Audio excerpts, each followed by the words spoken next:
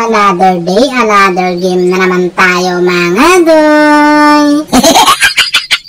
As you can see, kung makikita nyo to ngayon mga doy, sobrang nahihirapan talaga yung mga kahimtang namin dito.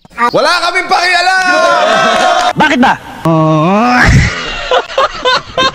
Halos ayaw kami nilang bigyan ng score. Ay hindi naman pwede yun pagka ganun mga doy, di ba? Bad yun. Capital IUD. Kaya kahit hindi sila magbigay mga doy, pipilitin natin yung mga yang magbigay. At dahil may pagkakataon kami dito sa Pagong mga doy, binakbakan ko na kasi dumating din yung core nila mga doy. Ay hindi naman po pwede yung ganyan, kaya tinaboy ko siya dito. Humadlok talaga siya mga doy, lumugpot talaga siya dumalagan. Buti na lang talaga dumating yung Cyclops dito mga doy. Kung wala, impas sa akin yun. Agoy doy, yung Beatrix nila nagpaula na yung ng bala. Abakyard takit per timpong sakita. Kahit hindi siya tumama sa akin, masakit pa rin. Maalam talaga yung Beatrix nila dito mga doy. Akalain na punong-puno yung kahimtang ko dyan. Pero akalain mo, muntikan pa talaga ako sa kanya. Anong klaseng kapangyarihang mayroon siya dito? Sus Mariosep, ang kahimtang ko mga doy, peligro na. Kaya lumaban na lang ako dito, at least may paninindigan. Madaldal ka eh. Nakakahiya kasi. Wala ka nang magagawa dyan Hanabi, sukol ka na lang talaga para may paninindigan ka rin. Pero wag kang mag-alala. Yung nasimulan mo, kailangan naming tapusin to para hindi masayang at matapon yung pinaghirapan mo. Dahil sa ginawa mong paninindigan Hanabi, ito yung resulta.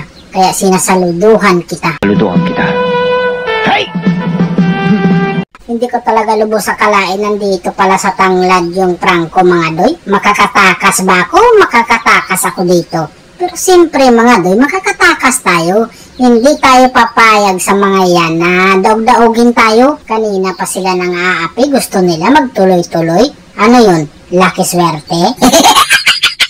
Impas ka na sa akin dito Cyclops. Promise yan. Uy, halak ka. Kumapit pa yung piso. Ay, swerte. Yan, tama yan, Dug. Turbuhan mo yung ulo niyan. Tignan natin kung nandyan pa yung swerte niya. O, diba? Nag-expire na rin pala yung swerte niya. Kala siguro niya hindi nag-i-expire yung swerte. Backyard muna kayo mga doy. Kasi ang daming mga bakukang dito. Baka dalihin tayo sa mga bakukang. At dahil hindi ko matiis yung mga kakampi ko mga doy, lumusob ako. Kaya lang yung paglusob ko, parang wala namang nating nahitabo. Ano yun, Leomord? Gulat-gulat lang yung ginagawa mo doon. Tapos dito, tamang linis na naman ako sa mga bakukang nila mga doy. Hindi kasi pwedeng mabasag nila yung mid lane namin dito. Kasi parang mahirap na talaga pag mabasag pa yung gitna mga doy. Alam nyo naman siguro pag ang gitna mabasag, kung anong mangyari dyan. O, ito yung ebidensya mga doy. At dahil hindi nila nabasag yung gitna, hindi sila nakasunod sa amin. Mindset ba? Mindset lagi ay makalagot. Sinabihan ko yung mga kampi ko dito, kunting tiis na lang at be patient. Dahil nakita ko sa minimap yung MM nila mga doy, nilabas ko na agad yung kabayo ko. Sus Mariosep, nag-winchant pa nga yung tawon siya. Pero nag-expire din pala. Grabe din talaga makadepensa yung Beatrix dito mga doy. Punong-puno pa kanina yung kahimtang ng dakong mananap namin, pero nalusaw lang talaga niya. Grabe talaga yung kapangyarihan mo, Beatrix. Sana hanggang dulo ipagtanggol ka ng kapangyarihan mo. Kaya dito, nilampas ko na naman yung kabayo ko mga doy. Subukan natin kapangyarihan niya. Naku po, nag-expire na rin.